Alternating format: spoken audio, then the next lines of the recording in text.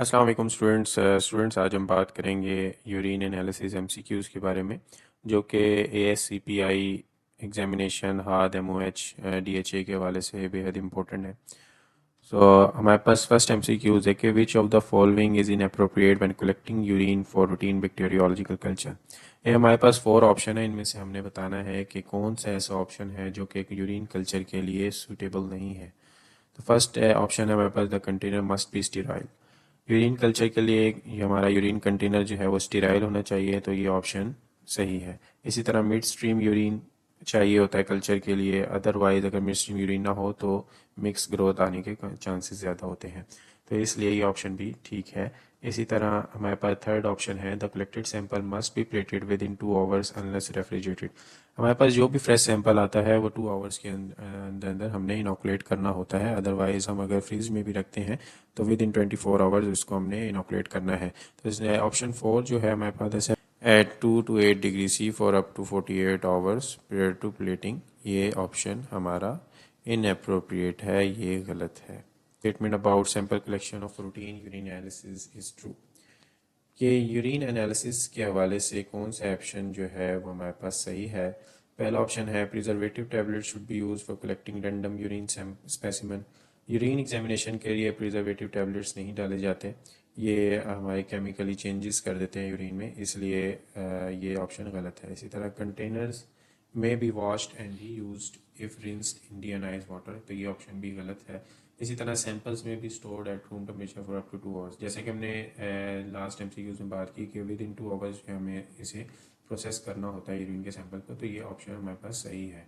इसी तरह first morning wild samples are not acceptable when renal disease is suspected, क्योंकि first morning sample में urine concentrated हो जाता है, इसलिए ये ऑप्शन गलत है। क्योंकि मिड नाइट में जो हम सैंपल्स लेते हैं उसमें हमारे पास जो भी ग्लोमेरुलर ब्लीडिंग हो, अल्बिनोरिया हो, उसे हम एग्जामिन कर सकते हैं on the spot. Urine colour is correlated correctly with the pigment producing substance.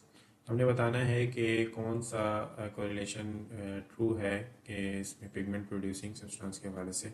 तो स्मोकी रेड यूरिन विद होमोजन, ये जो हमारे पास एसिड है ये हमें dark brown colour urine produce करता है, तो इसलिए ये ऑप्शन गलत है। इसी तरह dark amber urine with myoglobin, myoglobin भी red to red brown colour urine के लिए रिस्पॉन्सिबल है, तो इसलिए ये ऑप्शन भी गलत है। इसी तरह हमारे पास थर्ड ऑप्शन है deep yellow urine and yellow foam with bilirubin, तो बिलिरुबिन जो है वो येलो कलर प्रोड्यूस करता है, तो ये option c is correct.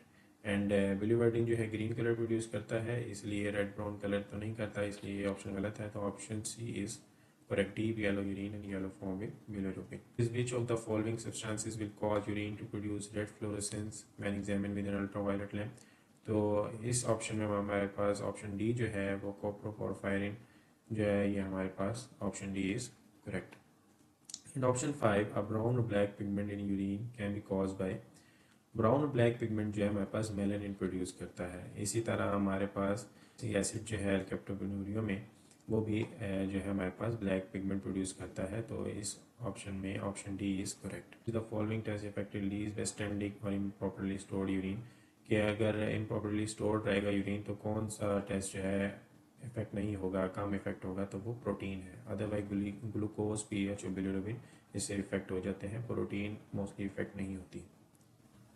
8 number MCQs है कि which type of urine sample is needed for a D xylose absorption test on an adult patient. So D xylose absorption test जो है ये हम परफॉर्म करते हैं distinguishing for pancreatic insufficiency from intestinal में। गोल ये है कि oral administration of 25 gram of D-xylose and a 5-hour time urine sample is required for this test. And option C is 5-hour time urine kept under refrigeration is correct.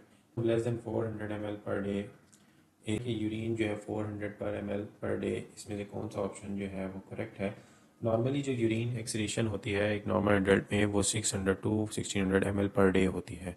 So urine production less than अगर 400 होगी तो उसे हम oligo urea कहेंगे।